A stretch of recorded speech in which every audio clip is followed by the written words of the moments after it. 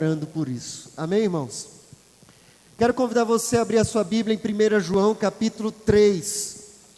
1 João capítulo 3. Nós temos meditado nesse mês de novembro. O tema é Conhecendo Nossa Verdadeira Identidade. Hoje eu quero falar como tema Filhos semelhantes ao Pai. Filhos semelhantes ao Pai. E eu quero conversar com vocês, iniciando nesse texto de 1 João, capítulo 3. Eu vou ler apenas o versículo 1, 2 e 3 deste capítulo. 1 João, a carta de 1 João, capítulo 3, a partir do versículo 1 até o versículo 3. Diz assim a palavra do Senhor: Vejam como é grande o amor de Deus, o amor do Pai por nós, pois Ele nos chama de filhos, o que de fato somos. Mas quem pertence a este mundo não reconhece que somos filhos de Deus, porque não o conhece. Amados, agora já somos filhos de Deus, mas ainda não nos mostrou o que seremos quando Cristo vier. Sabemos, porém, que seremos semelhantes a Ele, pois o veremos como Ele realmente é. E todos têm essa esperança, se manterão puros como Ele é puro. Amém, irmãos?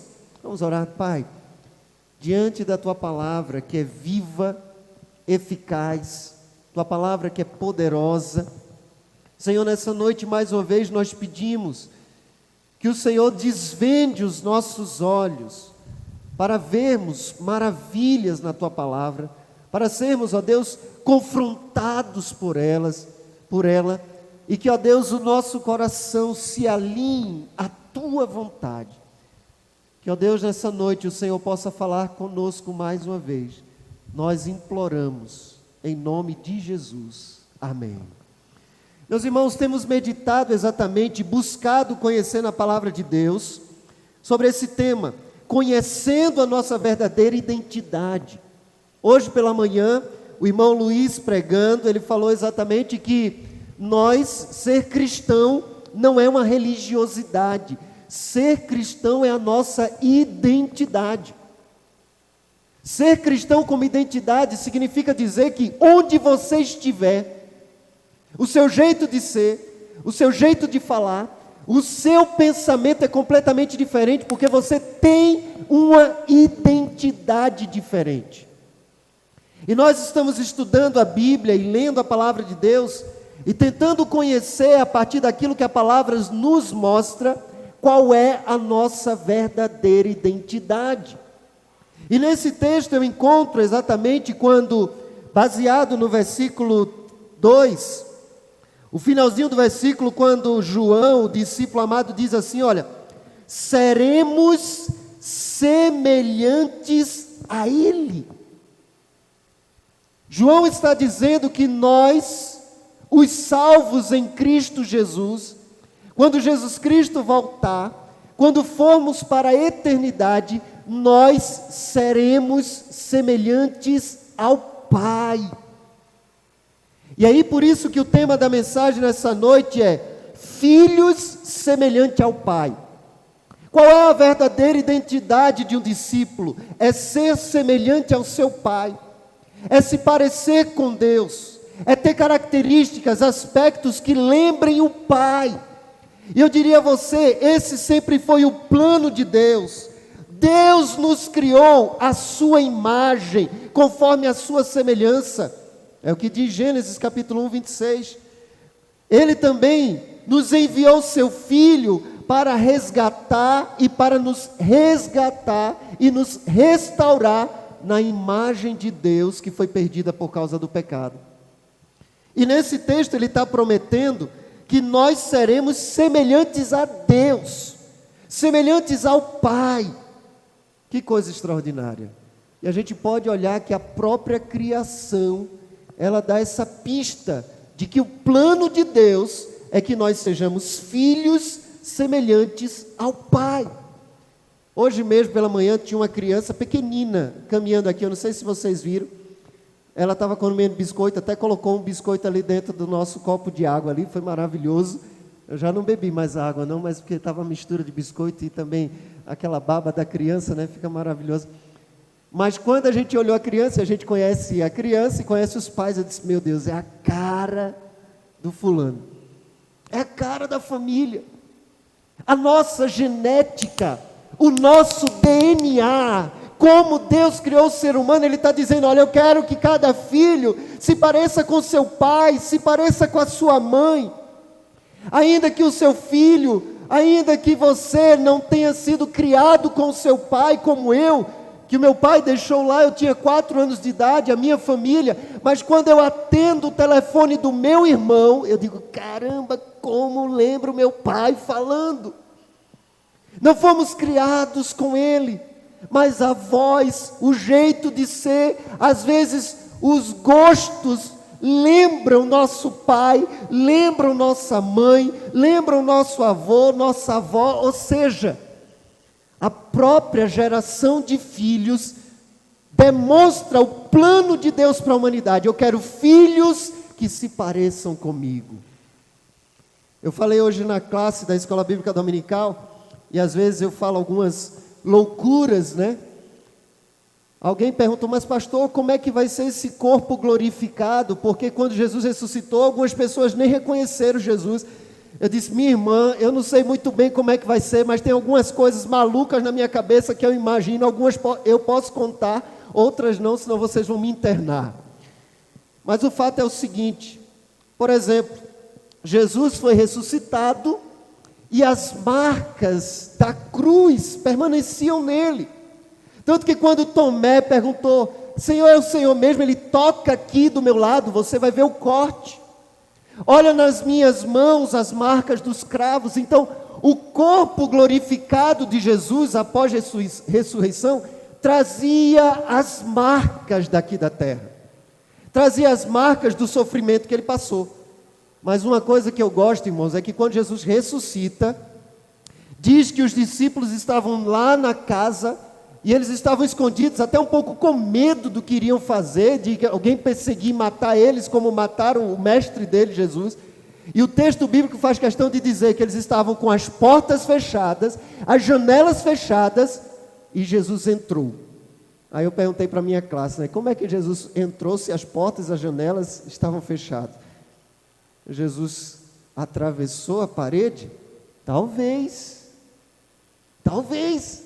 Esse corpo glorificado como nós seremos na eternidade. Talvez nós não temos exatamente como ele será, mas existem algumas pistas na Bíblia. E aí João, nesse versículo 2, ele diz, amados, já somos filhos de Deus, mas ainda não nos mostrou o que seremos quando Cristo vier. Ou seja, há algo ainda extraordinário, que os filhos de Deus se tornarão na eternidade. E isso tem a ver com a nossa semelhança ao Pai. Semelhança com o Pai. Então, o plano de Deus sempre foi que nos tornássemos mais e mais semelhantes a Ele. Ele nos criou conforme a sua imagem e semelhança. Mas o diabo ofereceu um atalho. Quando você olha em Gênesis capítulo 3, versículo 5, o diabo chegou para Eva e disse assim, olha, se vocês comerem desse fruto, vocês serão como Deus. O diabo ofereceu um atalho para Adão e Eva, e eles pegaram esse atalho, mas esse atalho foi terrível, tanto para eles como para nós. Então, lendo esse texto, eu extraí algumas lições acerca do plano de Deus em sermos filhos semelhantes a Ele. E eu quero compartilhar algumas lições com vocês nesta noite. Quando nós olhamos para esse texto, a primeira lição que eu aprendo é o seguinte, Deus quer que sejamos semelhantes a Ele por meio do relacionamento. Deus quer que nós sejamos parecidos com Ele. Mas isso é por meio do relacionamento com Ele. Como a gente ouviu hoje pela manhã, o irmão Luiz dizendo, a mudança de mente não é uma transfusão, não é uma transfusão de mente, mas é uma transformação de mente no processo. Então veja bem, Deus quer que você seja semelhante a Ele, o Pai quer que você seja semelhante a Ele. Esse sempre foi o plano de Deus, mas não de uma hora para outra, num processo. Nós vemos isso em Adão e Eva.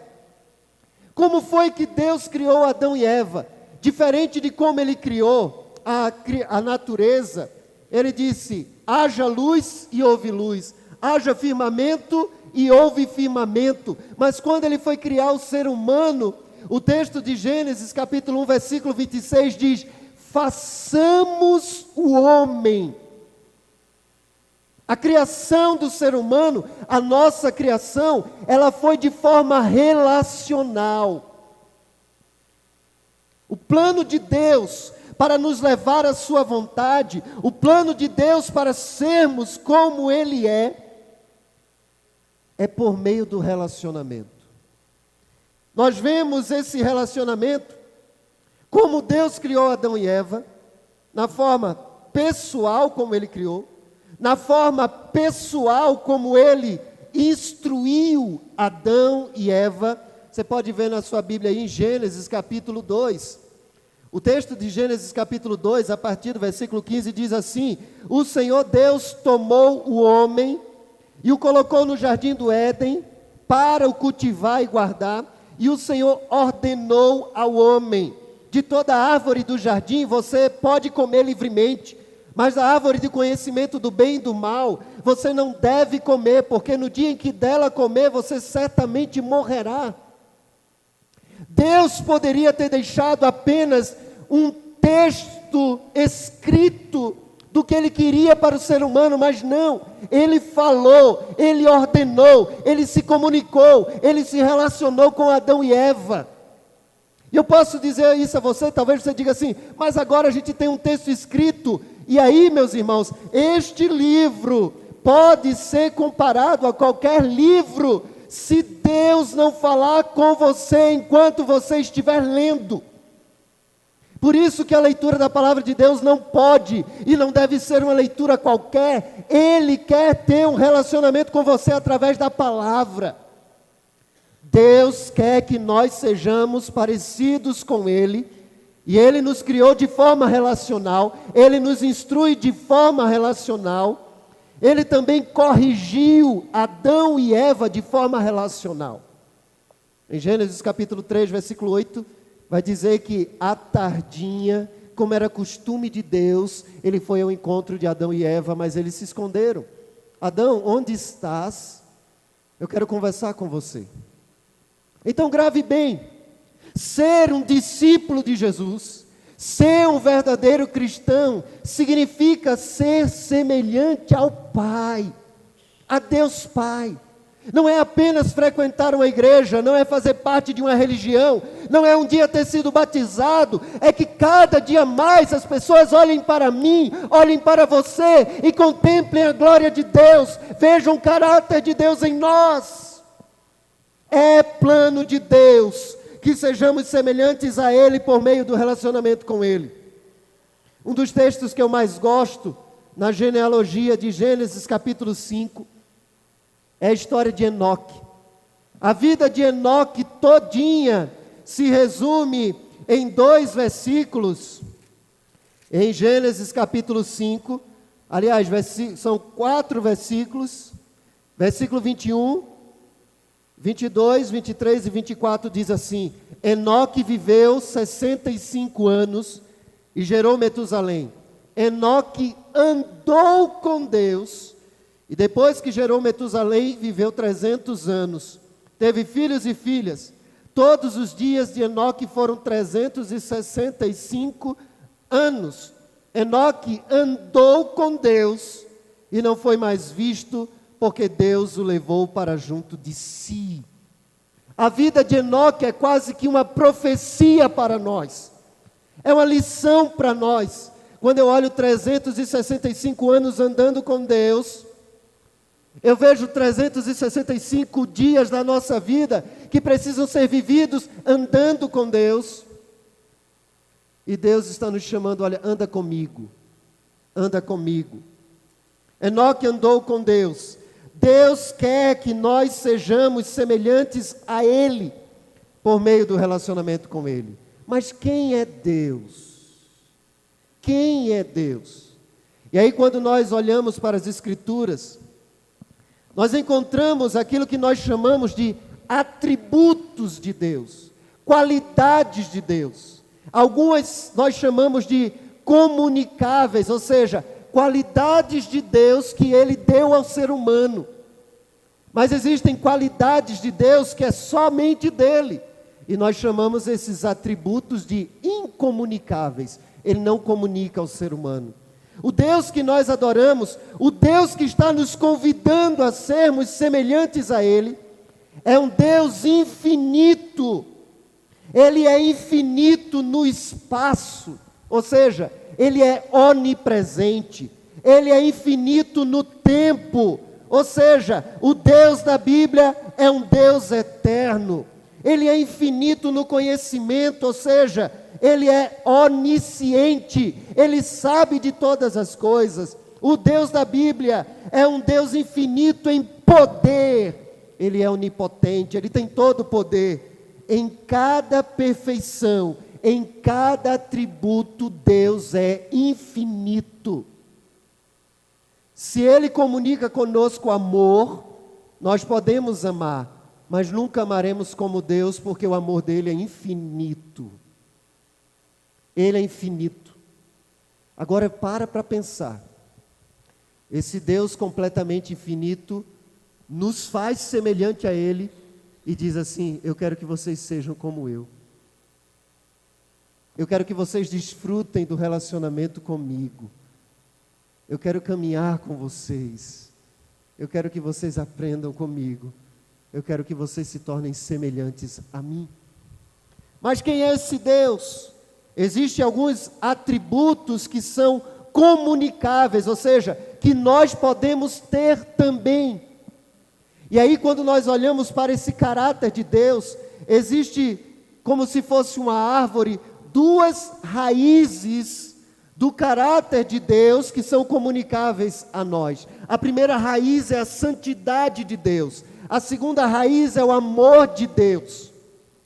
E tem muita gente que não compreende muitas vezes Deus, porque só quer falar do amor de Deus, mas se esquece da santidade de Deus. Da santidade de Deus brota algumas características de Deus, como separado. Sim, Ele é diferente, mas Ele nos chama para sermos separados para Ele. Da santidade de Deus vem a sua moral. A santidade de Deus é a raiz para tudo que é bom. A pureza, Deus é puro, nós podemos também, Ele nos convida à pureza. Deus é verdadeiro porque Ele é santo, Ele nos convida para a verdade. Deus tem retidão e justiça, Ele nos convida a sermos homens e mulheres retos, justos. Mas também a santidade de Deus tem um atributo chamado ira de Deus. Deus se ira. Deus se ira contra o pecado. Deus se ira contra a injustiça. E Ele nos convida também a se irar contra o pecado, contra a injustiça.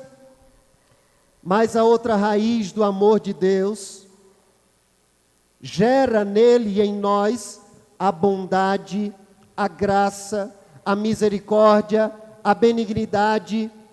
E é esse Deus que quer que nós sejamos semelhantes a Ele. João está dizendo: seremos semelhantes a Ele, pois o veremos como Ele realmente é. Deus quer que eu e você sejamos semelhantes a Ele. Agora é interessante, talvez você diz assim: mas como é que eu vou ser como Deus? Olha quantos atributos de Deus. E aí é importante a gente fazer uma pergunta: o que faz de Deus ser Deus? Será que o que faz de Deus ser Deus é somente Ele ser onisciente, onipresente, onipotente? Por exemplo, quando o Filho se fez carne, Ele se limitou. Ele se limitou no tempo, Ele se limitou em sua onisciência. Quando perguntaram, quando é que vai acontecer a tua volta? Ele disse, somente o Pai sabe. Mas Jesus não deixou de ser Deus por causa disso. E Ele nos convida, olha, eu quero que você seja semelhante a mim. Eu quero que você seja semelhante a mim. Muitas vezes a gente, eu quero ser como Deus, a gente quer ser onisciente, onipresente, onipotente. A gente quer entrar em todos os lugares. A gente quer saber tudo o que está acontecendo com os nossos filhos, tudo que acontece no mundo. E eu vou dizer, se você tentar descobrir tudo o que acontece no mundo, sua cabeça vai explodir. A gente não consegue. Mas tem outros aspectos que Deus está dizendo, eu quero que você seja semelhante a mim. Que muitas vezes desses nós fugimos. Nunca seremos plenamente como Deus, pois somos finitos. Ele é infinito, mas é plano de Deus que sejamos como Ele é. E isso por meio do relacionamento. Esse processo de semelhança seria natural, seria progressivo. Deus criou Adão e Eva, colocou no jardim do Éden. À tardinha, Deus estava ali o tempo todo se encontrando com Adão e Eva. E a cada dia mais eles se tornariam semelhantes e semelhantes ao Pai. Mas o diabo ofereceu o atalho. Comam da árvore que Deus proibiu, e vocês serão como Deus. É o tipo de atalho que é uma furada. Eu não sei se você já pegou atalho assim, mas eu já peguei. Uma vez eu disse, eu acho que por aqui vai dar um atalho, vai ser certinho. Aí eu fui, me perdi, o caminho era cheio de buraco, e eu tive que voltar ao ponto de onde eu tinha entrado naquele atalho, para voltar pelo caminho certo. São atalhos que nos levam para uma furada. Atalhos que nos levam à perda de tempo. E aí, veja bem, nós sempre queremos atalhos. Veja bem, nós queremos ser semelhantes a Jesus, mas sem Jesus. A gente quer falar como Jesus, mas a gente não quer conviver com Ele para falar como Ele.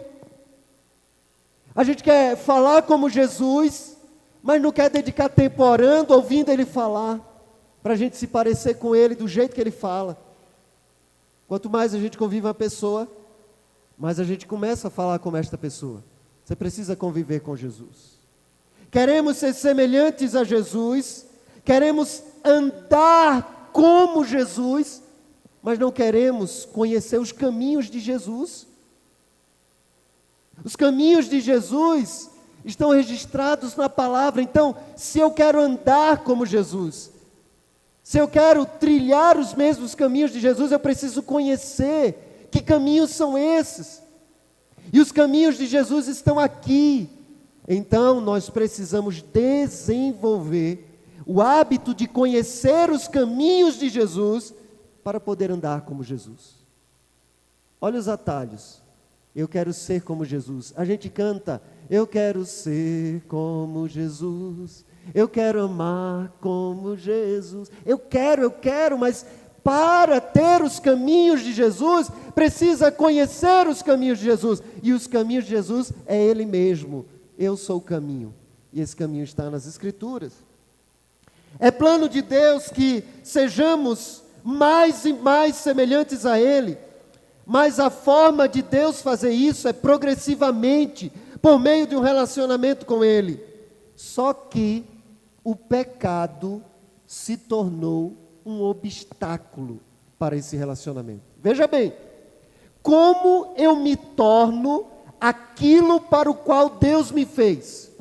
Deus me fez para ser semelhante a Ele. Como eu me torno? através do relacionamento com Ele, da convivência com Ele, orando, lendo a Bíblia, conversando, caminhando, aprendendo. Mas a Bíblia vai dizer que no decorrer da história, em Gênesis capítulo 3, o pecado entrou na vida do ser humano e fez um rompimento de separação entre o ser humano e Deus. Por causa do pecado, agora o ser humano não pode se relacionar com Deus. Mas espera aí, se eu fui criado para ser semelhante ao Pai, e a forma de ser semelhante a Ele é caminhando com Ele, e o pecado agora nos separou e agora estamos perdidos. Então eu aprendo a segunda lição. O pecado é o obstáculo para sermos semelhantes ao Pai. O pecado gerou a nossa separação de Deus. Isaías capítulo 59, versículo 1 e versículo 2, a palavra do Senhor diz assim: eis que a mão do Senhor não está encolhida para que não possa salvar, e os seus ouvidos não estão surdos para não poder ouvir, mas as vossas iniquidades, as iniquidades de vocês, fazem uma separação entre vocês e o seu Deus, e os pecados de vocês, que vocês cometeram, levam a esconder o seu rosto de vocês, para não ouvir os seus pedidos. Então, nós temos um problema, irmãos. Eu e você, fomos criados para, a cada dia, parecermos mais com Deus. Mas a única forma de parecermos com Ele, é nos relacionando com Ele. Mas o pecado que entrou na nossa história, nos separou, e nos impediu de nos relacionarmos com Ele. Então, nunca seremos aquilo para o qual Deus nos criou, enquanto o pecado for esse obstáculo de relacionamento com Deus. Olha o que a Bíblia vai nos mostrar. E eu quero ler Romanos capítulo 3, versículo 23. Eu vou pedir ajuda aí da equipe, porque eu vou ler em várias versões. Romanos capítulo 3, versículo 23, começando pela NVT. Essa tradução de Romanos 3, 23, em várias versões, mostra exatamente o que o pecado fez conosco. Guarde bem, Romanos capítulo 3, versículo 23, na NVT diz assim: pois todos pecaram e não alcançam o padrão da glória de Deus. O que Paulo está dizendo aqui, nessa versão transformadora, é que o pecado nos separou de Deus, e por causa disso, nós nunca chegaremos ao padrão que Deus nos criou de sermos parecidos com Ele. O pecado nos impede. Você pode tentar ser justo, não vai conseguir. Você pode tentar ser bondoso, não vai conseguir. Até a nossa bondade, irmãos, ela sempre vai estar permeada por um sentimento de querer algo em troca. Eu gosto muito do livro Em Busca da Santidade, do Jerry Bridges, que ele diz assim: até as nossas lágrimas de arrependimento precisam passar pela ação do Espírito, senão elas serão lágrimas, agora na minha versão, lágrimas de crocodilo. Meus irmãos, esse pecado que entrou na nossa história, ele nos impede. Nunca seremos quem Deus nos fez para ser, se o pecado for esta barreira dentro de nós. Nunca nos tornaremos aquilo que Deus quer que sejamos, aquilo para o qual fomos criados. O pecado nos impede de alcançar o padrão de Deus. O seu padrão, nós não nos tornaremos como Ele é e não participaremos da sua glória. Romanos 3, 23, na Nova Almeida Atualizada, diz assim: pois todos pecaram e carecem da glória de Deus. Irmãos, a glória de Deus é o esplendor de Deus, é a presença de Deus. O que Paulo está dizendo nessa versão aqui é que o pecado que nos separou de Deus nos fez sentir uma carência do Criador, uma carência daquilo que nos preenche, uma carência daquilo que nos dá uma razão de vida. E aí eu posso dizer a você, todo ser humano está incompleto sem Deus. Todas as nossas angústias, os nossos medos, os nossos cansaços, o nosso vazio existencial são consequência da ausência de Deus em nós. O pecado roubou a glória de Deus em nós e para nós. A glória de Deus é a presença de Deus. A glória de Deus é o relacionamento com Deus. A glória de Deus é a majestade de Deus. E o pecado fez com que nós sentíssemos a carência dessa glória, porque nós estamos distante dela. Russell Shedd, em seu comentário bíblico, diz assim: em pecar, o homem se encontra em falta perante o ideal para o qual Deus criou. Glória significa esplendor visível, irradiado da presença de Deus, que veio a simbolizar a perfeição divina. Esta é em parte comunicada a nós. A sua glória, na pessoa do Filho.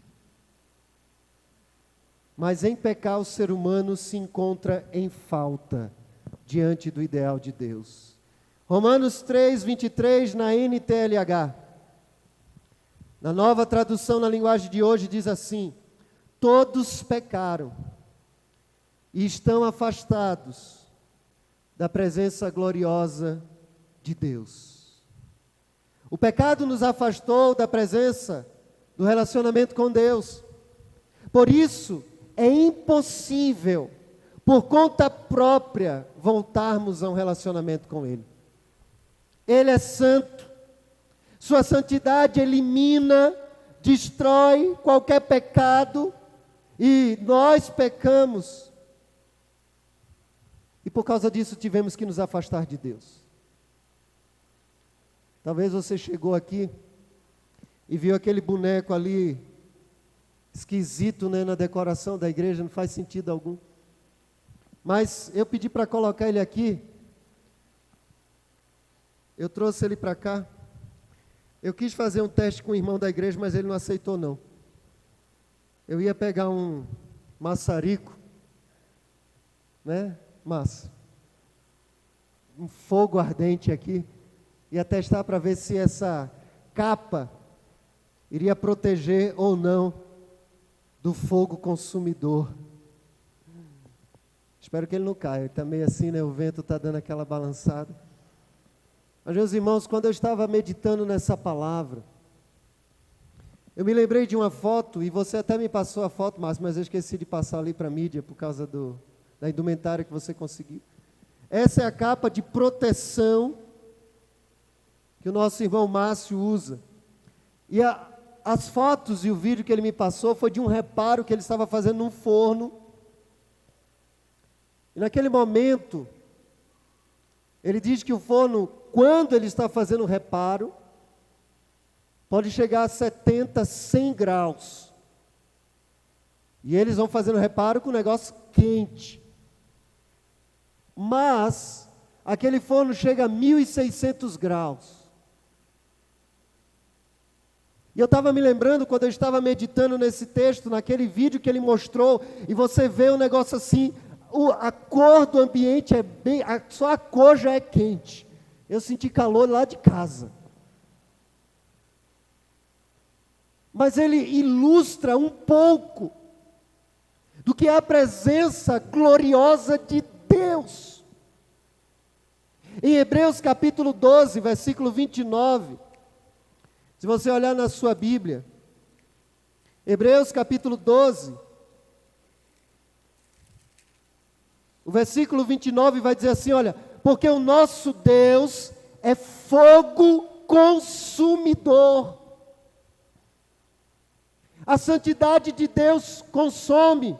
Eu sabia que ele ia capotar. Volta para lá. Ele ficou tão assustado que já estava desmaiando com o fogo consumidor de Deus. Irmãos, a palavra de Deus está dizendo o seguinte, olha, a santidade de Deus. Deus é tão santo que a nossa presença, a presença de qualquer pecado perto dele, consome, extermina. É como alguém que chega perto de um fogo sem a proteção, sem as medidas de segurança. É como alguém que se aproxima de um fogo, de um forno aquecido a 5.000 graus, 1.600 graus, e a glória de Deus consumiria qualquer um de nós e nós morreríamos. O que Deus faz? Ele faz essa separação. Ele tira o ser humano do jardim do Éden.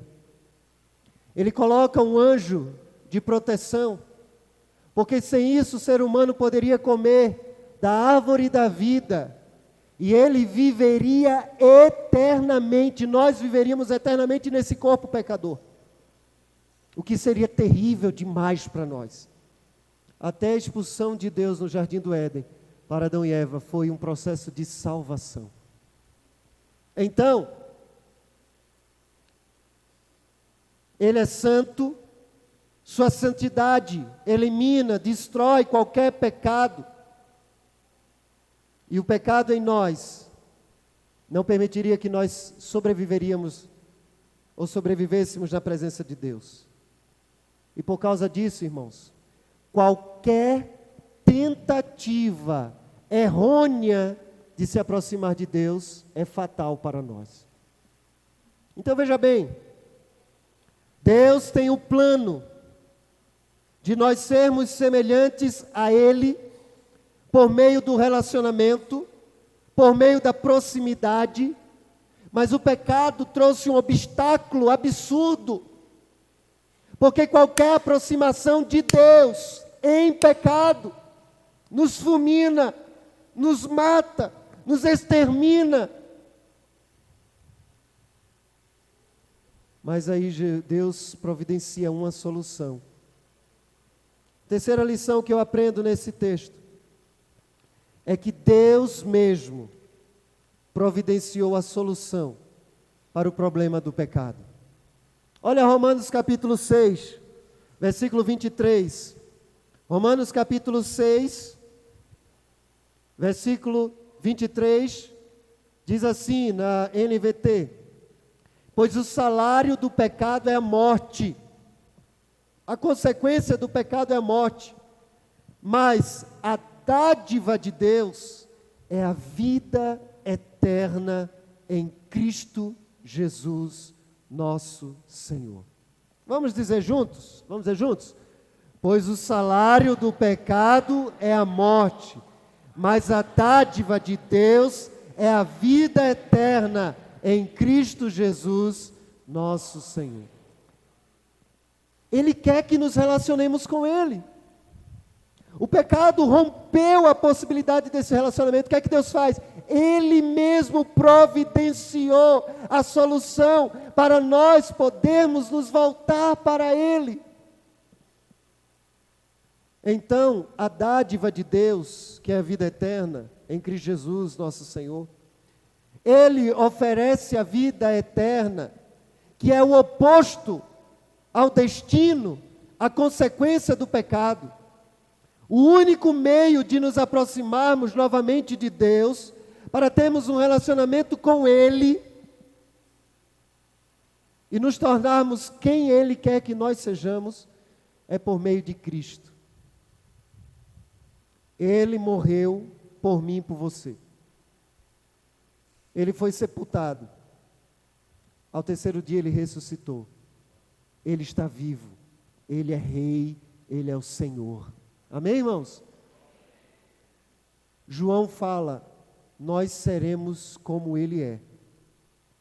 Mas antes de falar isso, em 1 João capítulo 3, ele diz assim: veja como é grande o amor do Pai, o amor que Ele tem por nós, porque Ele nos chama de filhos. Quer dizer, a declaração de Deus, de que nós somos filhos de Deus, é uma grande demonstração de amor do Pai. Ele quer que nós sejamos filhos, filhos semelhantes a Ele. O fato de Deus nos chamar de filhos já é uma grande demonstração de amor. E aí ele diz: mas quem pertence a esse mundo não reconhece que nós somos filhos de Deus, porque não o conhece. E aqui João está dizendo que há uma diferença entre quem é filho de Deus e quem não é filho de Deus e nem reconhece que a gente é filho de Deus. E qual é essa diferença? É conhecer a Deus ou não. Eu queria perguntar a você o seguinte: você tem vários anos talvez na igreja, mas você tem um relacionamento com Deus? Você conhece a Deus? Quando Ele fala com você, você sabe que Deus está falando com você? A grande diferença de quem é filho e quem não é filho é a falta do conhecimento do Pai. Mas João diz: amados, já somos filhos de Deus. A filiação a Deus por parte da igreja é uma convicção. Eu sou filho de Deus. Até porque Paulo, em Romanos capítulo 8, versículo 16, diz: o Espírito de Deus testifica com o nosso espírito que nós somos filhos de Deus. Então, é quando nos tornamos filhos de Deus que nós podemos ser restaurados no relacionamento com Deus. A Bíblia vai dizer em João capítulo 1, versículo 12: mas a todos quantos o receberam, deu-lhes o poder de se tornarem filhos de Deus. O que Jesus fez? Ele morreu na cruz do Calvário para pagar o preço pelos nossos pecados. O que significa? O texto diz: a dádiva de Deus é a vida eterna em Cristo Jesus. O que significa em Cristo Jesus? É uma vida sendo vivida em Jesus. Não é uma vida sendo vivida todo domingo nos cultos da igreja. É diferente. Você pode vir 200 anos no culto. Se você não está vivendo em Cristo, você não está protegido para se aproximar dele, do Pai. Olha o que aqui diz Hebreus. Hebreus capítulo 4. Hebreus capítulo 4. A partir do versículo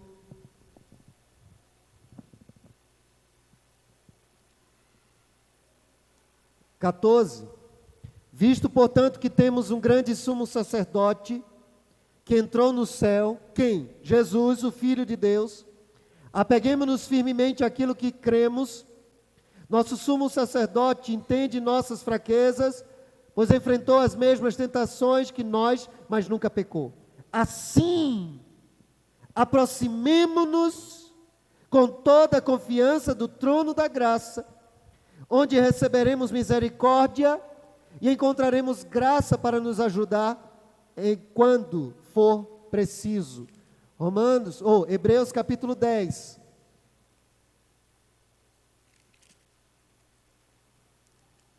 Também somos convidados a nos aproximar no trono da graça. Versículo 19.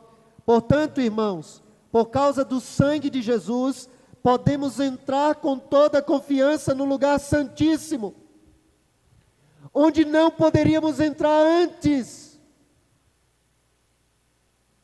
Não poderíamos entrar na presença de Deus, pois seríamos fulminados. Mas Jesus Cristo morreu na cruz. Ele derramou seu sangue para que eu e você pudéssemos novamente ter acesso ao trono, podermos nos relacionar com o Pai de novo e assim sermos quem Ele planejou para sermos, filhos semelhantes ao Pai. Aí eu pergunto, você já é filho? Você já foi lavado pelo sangue do Cordeiro? Você tem coragem de entrar no trono santíssimo de Deus? Deus é santo, irmãos. Os sacerdotes entravam amarrados no santo dos santos, porque se eles entrassem no tabernáculo em pecado, eles seriam mortos e seriam arrastados, porque ninguém podia entrar para tirar, puxava ele pela corda. Você tem vivido a santidade em Cristo para adentrar no santo dos santos? O autor de Hebreus continua: por sua morte, versículo 20, Jesus abriu um caminho novo e vivo através da cortina que leva ao lugar santíssimo. E uma vez que temos um sumo sacerdote que governa sobre a casa de Deus, entremos com coração sincero e plena confiança, pois nossa consciência culpada foi purificada e nosso corpo lavado com água pura. Apeguemo-nos firmemente e sem vacilar à esperança que professamos, porque Deus é fiel para cumprir a sua promessa. Como eu posso acessar de novo o caminho que pode restaurar o relacionamento com Deus? É pela morte de Jesus Cristo. É vivendo em Jesus. Vivendo em Jesus é viver a vida que Jesus vive. É como vimos hoje pela manhã, é ter a mente de Cristo, é ter o falar de Cristo, é ter o agir de Cristo. Ah não, mas aqui a gente fala com os crentes tudo de um jeito, mas lá no trabalho fala de outro jeito. Dá um péssimo testemunho, fala palavras torpes, como ouvimos hoje pela manhã. Ah não, aqui eu estou pensando na Bíblia, estou pensando no culto, mas chega em casa e começa a pensar em coisas horríveis que Jesus não pensaria. A sua mente é a mente de Cristo? Age como qualquer um e não com a identidade de alguém lavado e remido pelo sangue do Cordeiro. É sério, não é brincadeira. Um dia estaremos na presença de Deus e Ele há de nos julgar. Não se trata de frequentar igreja, se trata de ser filho semelhante ao Pai. Uma vida em Cristo. Relacionamento. Jesus, onde eu vou, o Senhor pode ir. Porque o Senhor iria para onde eu vou. O que eu falo, o Senhor pode falar, porque o Senhor, eu falo o que o Senhor falaria. Os meus pensamentos, Cristo pode se ocupar com os meus pensamentos, porque Ele pensaria o que eu penso. O meu modo de falar, Cristo falaria também. Se não é assim, irmãos, precisamos nos arrepender nesta noite. Precisamos dizer: Jesus Cristo, eu preciso de Ti. Quando Paulo diz em Romanos capítulo 3, o salário do pecado é a morte, mas a dádiva de Deus é a vida eterna em Cristo Jesus, ele está dizendo que há duas possibilidades de vida. Uma vida para a morte, no pecado, e uma vida para a vida eterna, vivida em Cristo. E ele diz, Cristo Jesus, nosso Senhor. Ou seja, é preciso tornar Cristo Senhor da sua vida. Tornar Cristo nosso Senhor é aceitar que o nosso modo de vida pecaminoso ofende a glória de Deus e nos mata. Só a vida em Cristo, só a vida trilhada no caminho correto, restabelece o verdadeiro relacionamento com Deus. Meus irmãos, não podemos considerar os problemas terrenos como os maiores problemas que temos. Não. O pecado, o nosso afastamento de Deus, a nossa impossibilidade de relacionamento com Deus, nossa impossibilidade de sermos quem Deus planejou que nós fôssemos para ser, essa deve ser a nossa maior preocupação. Eu estou sendo quem Deus me fez para ser? Eu estou vivendo os planos de Deus para mim?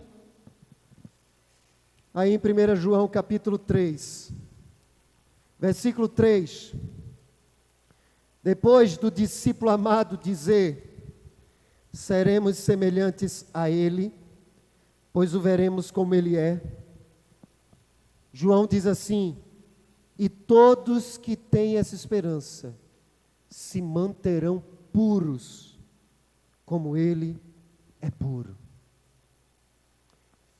Quem de fato sabe que Deus o criou para ser semelhante ao Pai, vai buscar uma vida de pureza, porque quer ser semelhante ao Pai.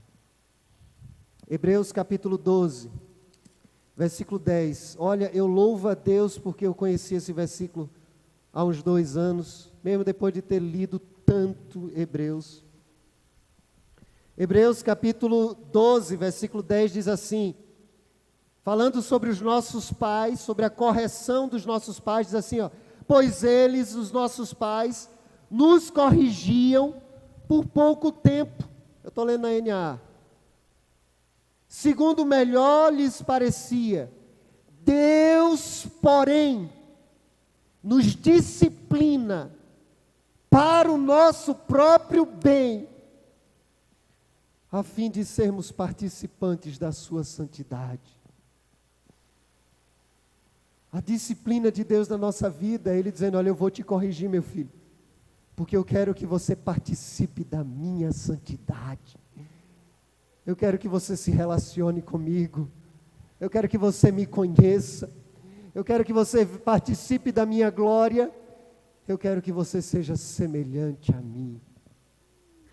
Quem realmente foi tomado pela esperança bíblica, prometida por Deus, de que seremos como Ele, assume uma postura de santidade, no padrão de Cristo, não no nosso padrão.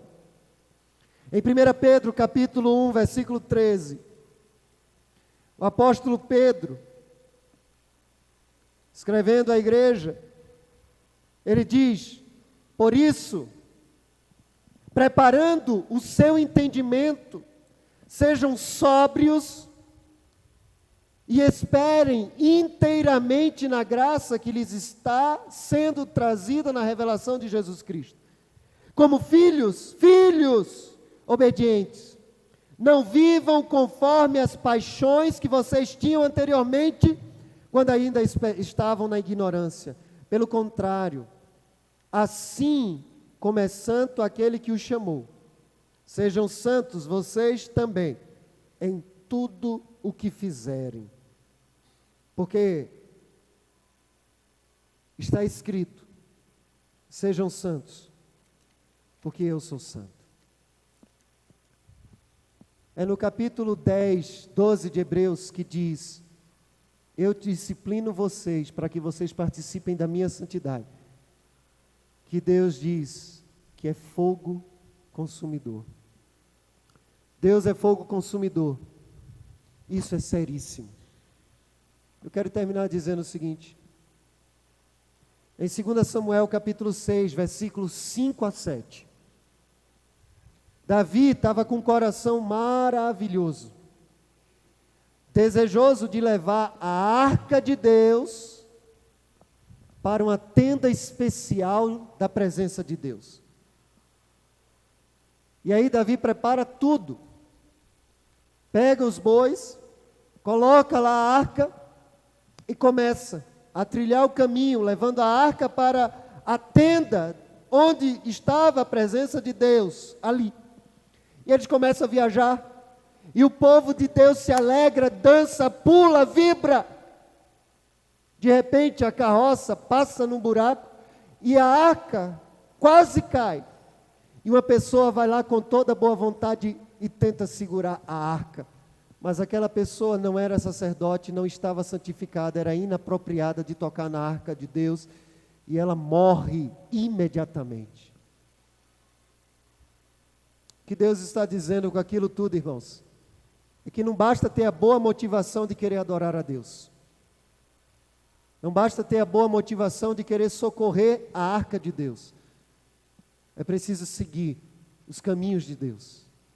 E os caminhos de Deus, ou o caminho de Deus, para a nossa santidade, para sermos semelhantes ao Pai, é Jesus Cristo. É viver nele, é estar nele. Feche os seus olhos nesse instante, Pai. Nós podemos, Senhor, ouvir esta palavra e voltarmos para casa e continuarmos do mesmo jeito. Mas o Senhor pode nos mostrar o que precisamos fazer nesta noite. Que o Senhor nos mostre. Que o Senhor toque nos nossos corações. Em nome de Jesus. Amém. Quero convidar todos a ficarem de pé. Nós vamos cantar um trecho da música. E eu quero orar por você. Eu quero orar se você quiser reconhecer nessa noite a sua necessidade de Deus. Eu preciso de Deus. Eu vi que o pecado me afasta de Deus. E sem Deus eu sou carente, eu sou incompleto. Eu quero Deus. Eu quero reconhecer o meu afastamento de Deus. Eu quero reconhecer a minha impossibilidade de ser quem Deus quer que eu seja. Se você quer dizer isso nessa noite, eu quero orar pela sua vida, para que haja transformação nessa noite. Eu quero te convidar, enquanto nós cantamos, a vir aqui à frente.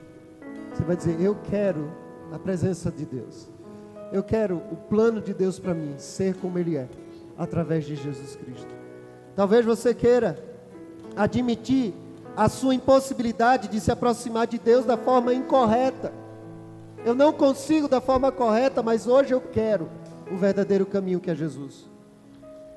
Talvez você queira reconhecer nessa noite que a solução de Deus é tornar Jesus Cristo como o Senhor da sua vida. É mais do que ser um frequentante de igreja. É dizer: eu reconheço que sem Ele eu nada sou. Que eu estou mandando na minha vida, mas eu quero dizer: Pai, que o Senhor seja o Senhor, o Rei. Há um reino dos filhos de Deus.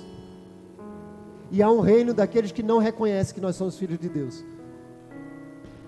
Há dois reinos. Em qual reino você está? Talvez você quer reconhecer que a solução de Deus é Jesus Cristo e que só Ele pode guiar você pelo caminho seguro.